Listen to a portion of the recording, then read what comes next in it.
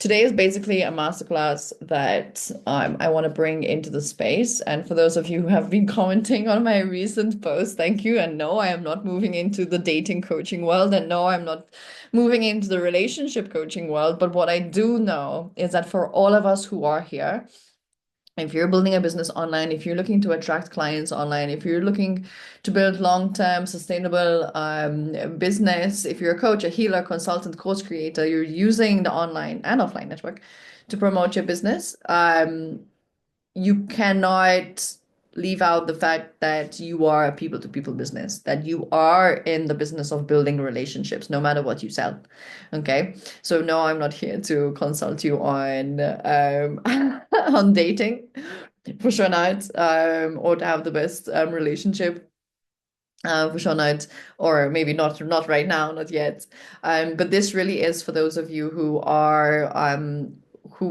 are building a business online. You are action takers. You are phenomenal at your work. You're brilliant at what you do. You're exercising your business muscle, and you're not afraid to play at the edges of your comfort zone.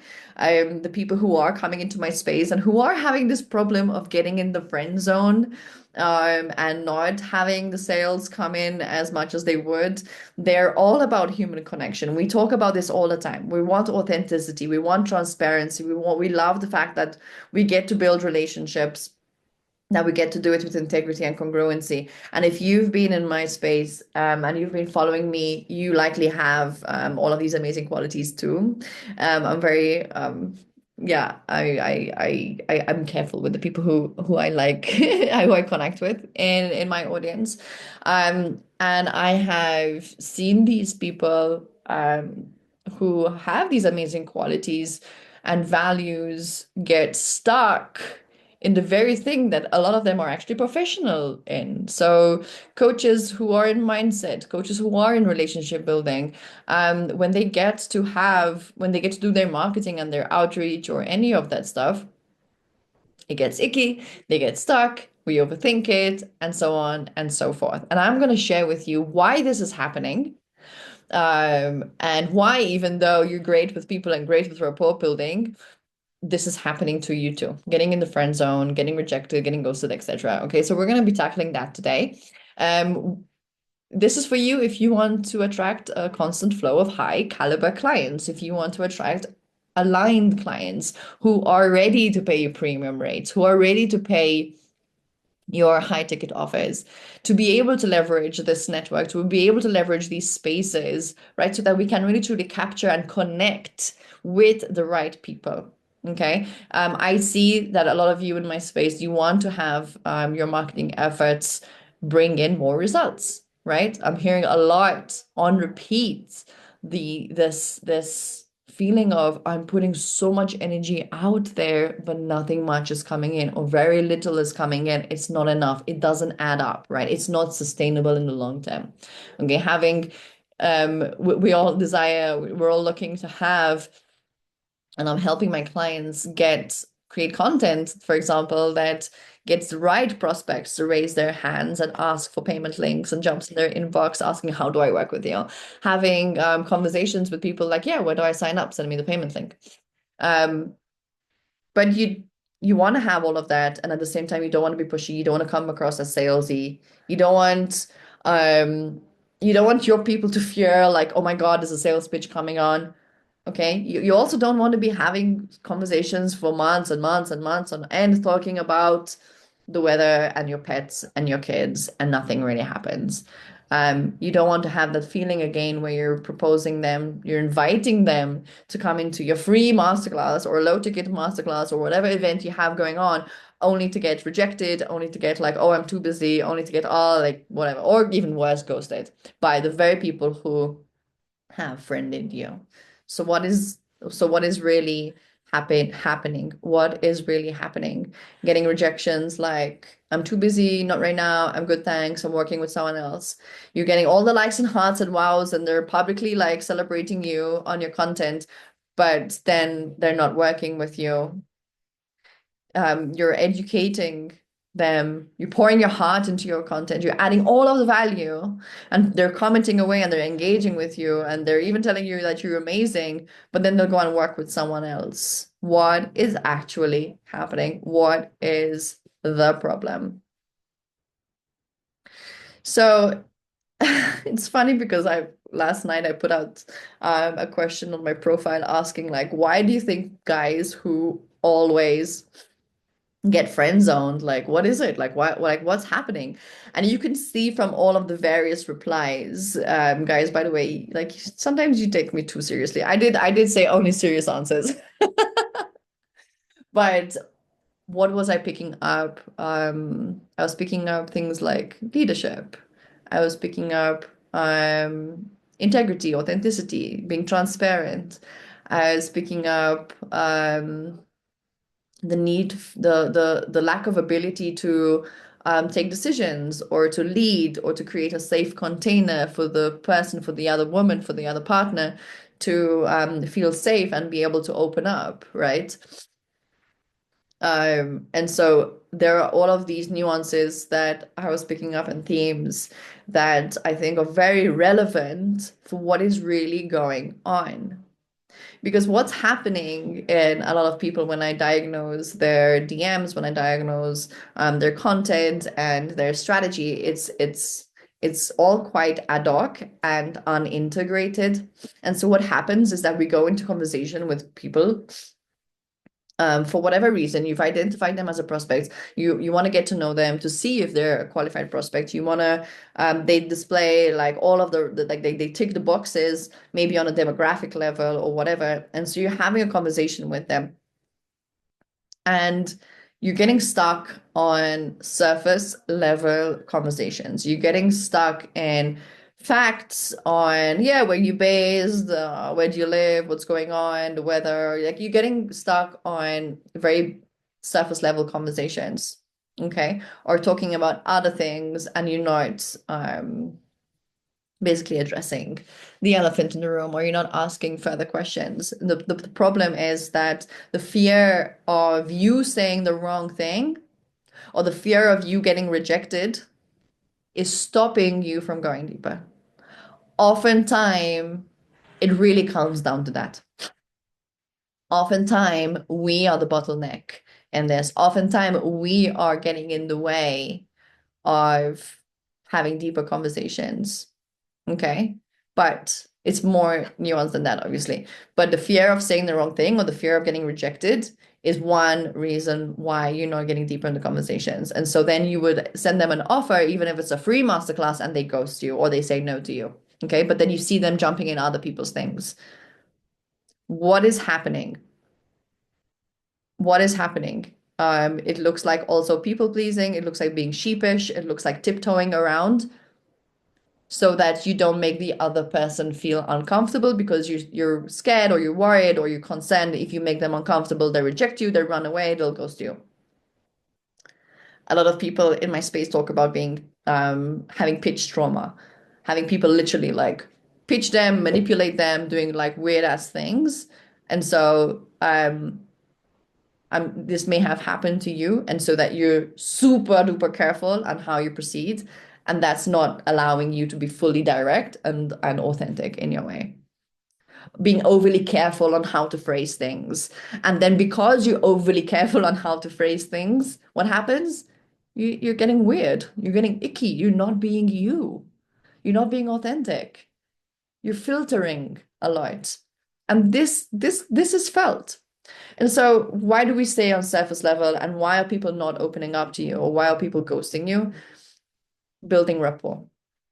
Building rapport may seem something that's easy to do, especially for a lot of you who are professionals in this field.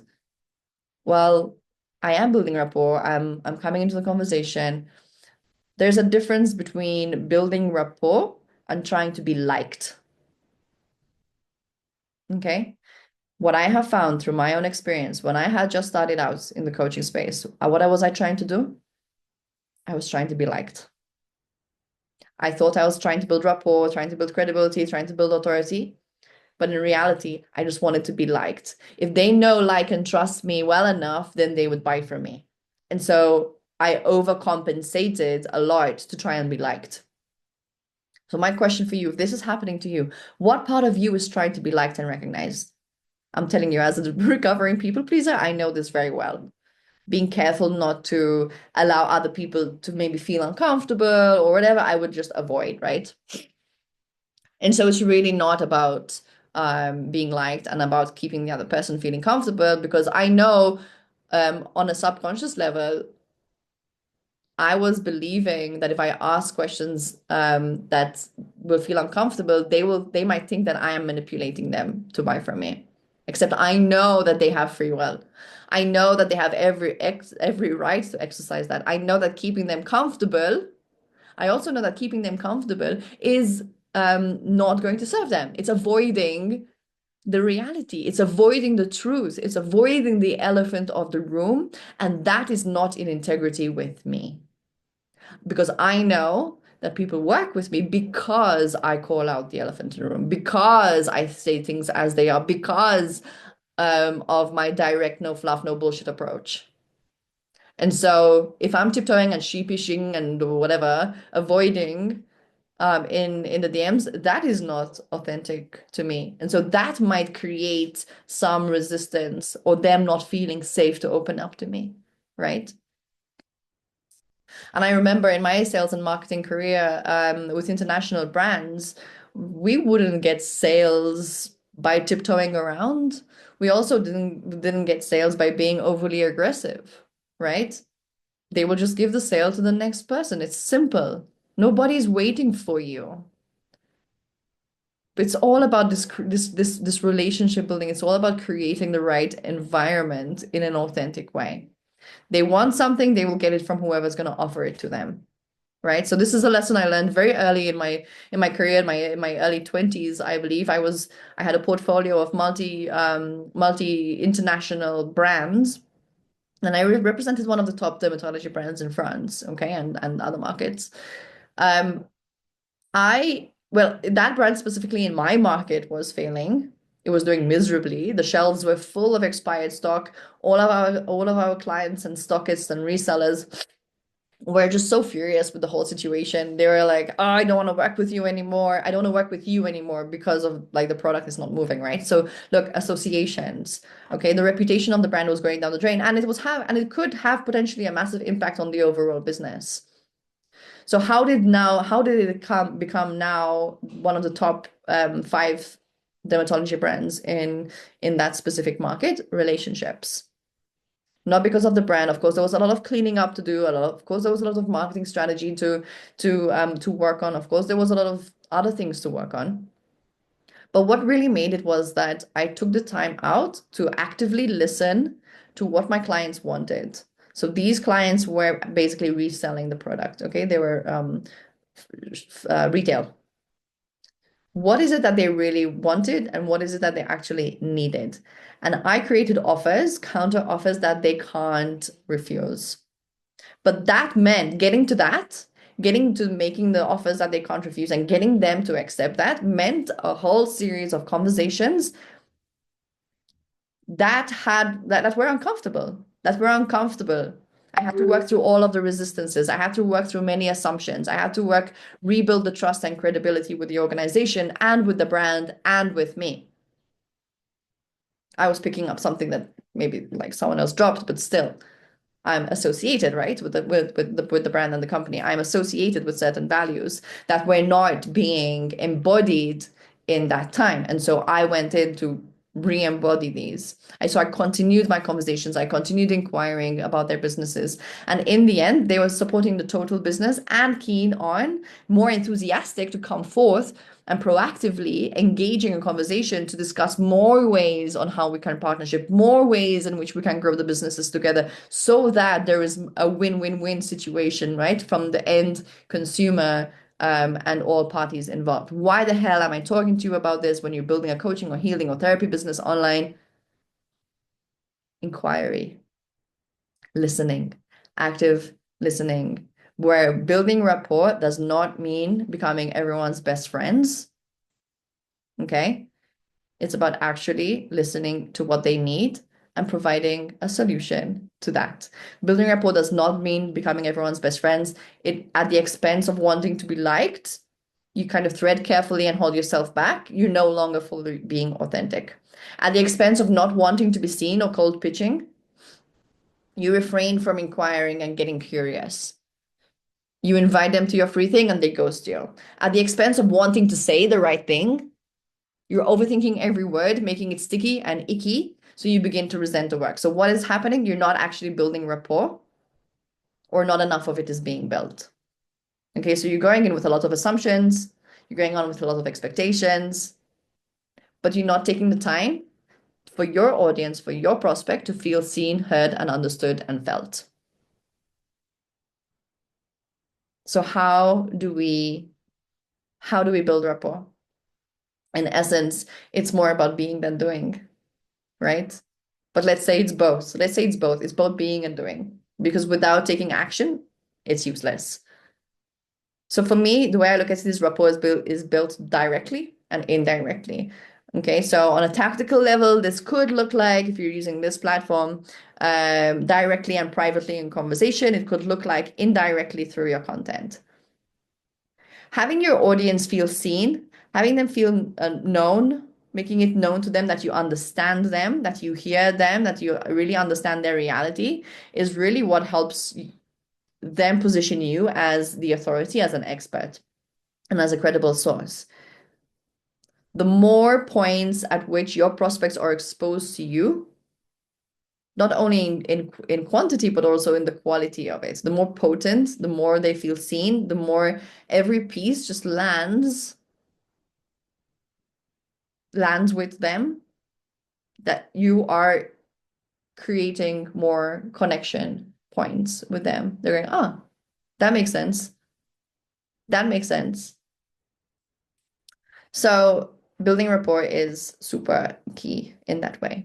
Now, the other thing that happens is that you're building rapport with the wrong people. You're nurturing the wrong people. And so you're getting into conversation and you're presenting offers to people who are either A, not ready, B, they're just not aligned in the moment, right? And so understanding your client journey is so key. So oftentimes when we're refining and making tweaks to my clients' content, they're talking to people who are very early in their journey of maybe discovering that they have problems or challenges that they want to solve. They're not yet looking for solutions, or they haven't identified what it is that they actually want to achieve.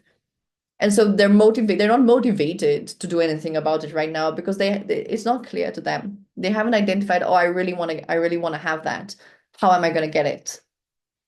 And so they're not there yet. And so what happens is people feel like they have to convince, they need to teach, they need to educate, and to create more awareness. What does this what is happening to you? You're feeling frustrated. You're feeling like you're convincing. You're feeling icky because you're gonna get into sales conversations with people who are not ready. It's gonna be icky. It's gonna be tough. They're not gonna be ready for it. And it's no wonder then that people feel manipulated. It's no wonder that people feel like they're pushed into something. But, well, everyone also has every right to say no and to understand when they're being pushed and when they're not exercising their free rights. Okay, I think let's take accountability for the way we consume and the way we behave. But this is the stupid, simple secret. Who do you have in your audience, and who are you nurturing? So if you're having conversations, for example, with people in your DMs, and then your content is talking to people who are in a completely different time, space, area of life, phase of their journey, it's not integrated, it's not consistent, and it's like planting seeds with a private conversation. So planting seeds and then nurturing somewhere else. Or you're planting seeds in your content and then you're talking to people who are like not your ideal clients. And then what happens? You're getting influenced by what the rejections and the ghosting and whatever people are telling you in your DMs. Okay. So if your content is either A, talking to everybody, or B, talking to the wrong people, or the people who are not in the stage of taking action with you, or C, you're ignoring what your actual aligned potential clients are telling you and you're creating content from what you think you need to say, then you have stopped listening. You have disconnected, which brings me back to the very first point I spoke about, right? Actively listening, really understanding what's going on. And this is what I teach you inside with the client connection code, which literally shows you, which literally teaches you how to turn your content into cash and how to build a pipeline of aligned prospects who are ready to work with you. By the time you enter any kind of sales conversation, it's effortless because they are already sold on you. They are already sold on the fact that you are the right coach, mentor, guide, healer, therapist, whatever, consultant for them. Okay, which brings me to the next point, which is one of the reasons why people get friend zoned and not paid in the paid zone, and that's their authority has been diluted for whatever reason. You've diluted your authority down because maybe you don't want people to think of you as egoistic or as bragging, or you don't feel as good as other experts in the market. And so if you're not positioning yourself as the go-to expert in your field, they're not going to see you as that. If you're not going to be sharing what makes you different, you don't even need to talk about being better. But if you're not talking about what makes you different, or what makes your process different, what makes your product, your offering, your service different, then why would they see you as anyone different? So what is going to happen? They're going to shop around. They're going to shop around. They're going to see you like everyone else for whatever label you've put on yourself. And because you've diluted your authority, probably your content is also being diluted and something like everyone else. Something my coach recently told me, yeah, I owe this one to you, because this one hit the nail on its head. And this one is like, ugh, it really stings, because what if I take away your photo from your picture and I put someone else's? Could I tell that that is your content or not? If I replace the image with someone else's and I use the same content, can I tell if that is your content or not? Ouch. That might sting. Okay. So this is why I talk about the client connection code. This is why I talk about my empathy marketing approach. This is why I talk about my no-brainer offer. For those of you who have been following me, have been hearing me talk about this ad nauseum, about the no-brainer offer method, about the client connection code. Okay. Which is something I've developed through the empathy content framework I've been teaching for the last 4 years. You will hear me talking about the relationship building, the importance of relationship building. You can have the best offer out there. You can be the most qualified person to help your prospects with what they need. You can be the best at what you do. But if your audience don't know it, don't believe that you understand them, you're not going to attract any clients. Now, with authority, there's two things. People create so much authority that they want to show themselves as the experts, so they teach a lot of they put a lot of value, right? Because that's what you've been taught by other marketers, put a little value. So you end up teaching a lot, but what happens with that is that you've created so much authority that people don't relate to you because you're Mr. Know-it-all, you're Mr. Perfect, you have this all figured out, you're the teacher, you're the boss, like you go do your thing. Or so they don't feel understood by you. They don't feel like you're in touch with their reality, right? Um, or they simply just don't know that you understand them. So you're not going to attract any clients. You can be liked and praised for your knowledge and wisdom and your insights, but they simply won't buy from you because they're going to buy from someone who really sees them. They're going to buy from someone who really understands like what is the process of every stage, because they have been through it probably themselves. I'm not saying everything you coach people in is something that you necessarily have to go through yourselves. I don't think, and like that's not true. But having them know that you know every step of the way and that you can really truly understand what is going on in their process matters a lot. And I think this is something, not I think, I know that this is something that more and more consumers are going to be looking for, right? More and more consumers are going to be looking for that level of knowledge and understanding beyond technicalities and beyond academics and beyond what you learned in textbooks. People want to have a deeper connection with their guides, with their therapists, and whoever's guiding them on the next step, where they feel completely seen, felt, and understood. And so, like I am seeing a lot of shift in this, where we really need to be dialing down on this authenticity piece. I even don't even want to talk about authenticity because it's being overused in many ways, but this really is the key. Um, so if your content is sounding like everyone else's, if you're regurgitating quotes and pieces of information from some new age online magazine, okay, and then trying to twist it and make it yours to make it appropriate. If you're trying to convince people the benefits of your modalities, or if your content has reached new levels of mystic code speak and woo that is become so far from your prospects' reality, even though they know they like to play there, but their reality and what they see and what the subconscious sees is very matter of fact, and it's a totally different scene that you may not be addressing. What does that do? It breaks the credibility, it breaks the rapport, because now they're feeling they don't understand my reality. Yes, this is all beautiful, but they don't get it. Okay, and this is something that they're making up in their mind. So sometimes it looks like calling out the elephant in the room. Sometimes it looks like calling out identities and patterns that are not supporting their goals, or how you change this thing to achieve this other thing that they would like to achieve. Just like tiptoeing around trying to be liked in the DMs is not supporting your mission to serve the people you want to serve. Sometimes it looks like spelling out the obvious.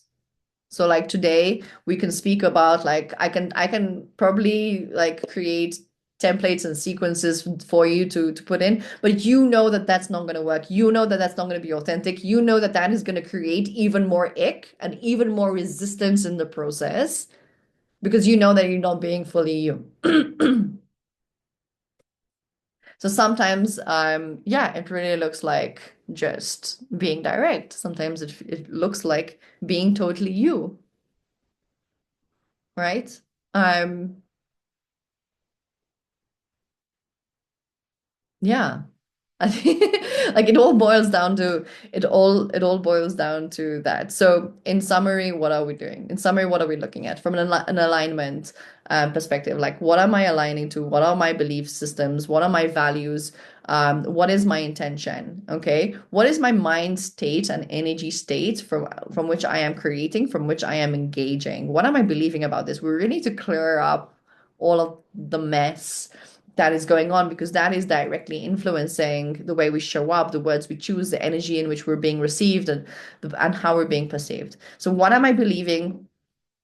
Well, I have this question for those of you who are struggling with having more bold and direct conversations, for those of you who are struggling and staying stuck at very surface level conversations, talking about the weather and the kids and the pets, and about how busy you are.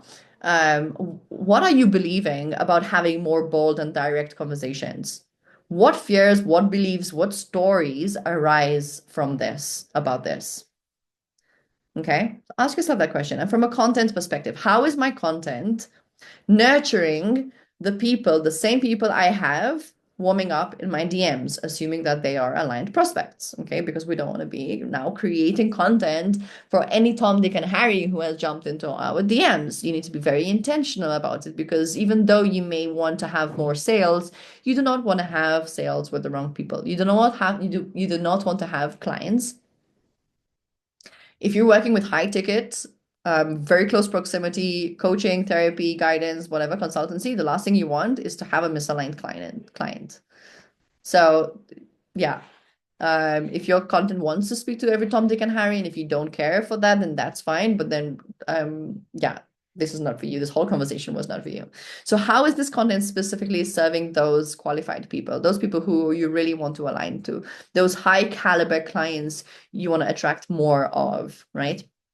And from the DM perspective, what is stopping you from placing the offers? What is stopping you from asking deeper questions? What is blocking the compassionate inquirer? What is blocking this inquisitiveness? this authentic, genuine inquisitiveness that you have to understand your prospects better. Because this is all full of insights. This is all full of gold. And on a more tactical and strategic level, here is an idea you can take. Create assets that help them solve their immediate problems that they are facing. You can do it through different formats and deliveries, like a masterclass, like a live video, like a guide, like a template, like a book, like a whatever, like a recording, a meditation, something of value that's going to help them get to experience a micro change, a micro progress in whatever it is that they need help with right now, and they get to experience what it's like working with you. This has helped people like Farah last weekend, 23 new hot leads, or the weekend before, in a single weekend, because of this work that she has been doing and an intuitive nudge that she got to open up a new challenge that has literally in 2 days, getting booked out with one-to-one clients and getting ready to scale the business because you're booked out and now we're looking at scaling, being 100% sold out, selling out a program that previously took so much energy and effort to sell out, with clients, with prospects who came who were already pre-sold. They were just asking like, where do I put the money and when do we start? Okay, so this is how effortless a sales conversation can be. It doesn't need to be convincing. You don't need to like be pushing or manipulating or doing any kind of that stuff. Okay, so getting on sales calls where your prospect is actually selling you why they should work with you, why you should work with them, why they need your help, that means you're doing something good. So, of course, this is nuanced. Of course, there are many moving parts. Of course, we need to streamline, simplify, and strategize your process so that you are having the right conversations with the right people, so that your content is getting them to feel seen, heard, and understood, so that you are being more effective with all of the outputs, all of your marketing efforts that you're spending and investing so much time in building, so that we see a better return, right, on your investment in energy and time spent in your marketing as well. So what does this next step actually look like? One, visibility, getting your content in front of the right people without paying for ads. This doesn't mean like spreading yourself thin and trying to be on every platform in every place. It is about the quality of the visibility. Two, relationship and rapport building on speed. How do we collapse time? It is said something, I don't know, the number keeps changing year after year, but it's something like people need to hear or see something from you like 20 times before they actually buy. How do we speed this process up? It could even be 50, right? How do we speed up this process without doing any like witchcraft or hocus pocus or any weird manipulative um, tactics, just regular psychology behavior, just understanding the way the brain works, understanding the way the mind works, understanding the depths of what our clients really need, taking them from a new stranger, a cold lead, someone who's just entered your space, into a paying client, loyal client, and a raving fan in lightning speed. How do we turn friendly, surface level conversations into sales conversations with the right people without the convincing? Okay. One thing you can do right away, well, you can keep going around in circles. That's also an option. If you're happy staying surface level conversations, talking about connection, talking about relationship building, but not being able to go to that depth in your DMs, you can stay there. But this will be an invitation for you. There are two things. One is happening in January. I am hosting a mini activation challenge, if you like, to really help you dial down your content and dial down all of these areas of your client attraction process in a content to cash activation, where I will literally show you where and how to turn your lurkers into your lurkers and your observers, people in the shadows in your audience, and how to turn them into participating prospects and paying clients without any acrobats, without any theatrical reels, unless of course you're a dancer and you're an actor and this is like your way of communicating, then totally welcome to do that. So if you comment challenge in the comments, I will know to get you on the wait list and signed up right away for that. We will be hosting it first week of January, so this is a great way to get kick-started in the new year with some new quality habits in your marketing and like yeah, and how to activate your audience basically and get some sales in to start the year. And the second thing is the Client Attraction Accelerator. And this is my ongoing hybrid program where you really get to look at what you need to refine in your client attraction process. We look at the bottlenecks, we look at how to speed things up, we look at setting and building the foundation so that you get to a stage of your business that you can automate and scale. People are so obsessed with automation and scaling, except they're not looking at building the foundations. They're only looking at automation and scaling. When you're automating, what are you automating? Are you trying to automate something that's already working? Are you creating an automation from scratch and you have no fucking clue? You haven't the foggiest whether this works or doesn't work.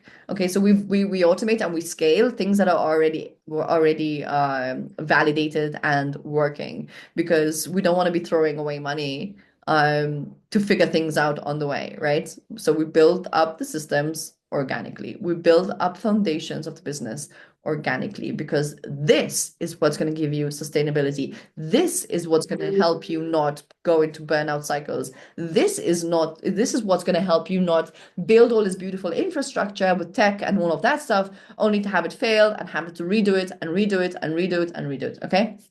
So these are the kind of things that we do, depending on where you are at in your business. Okay, yes, I have strategies.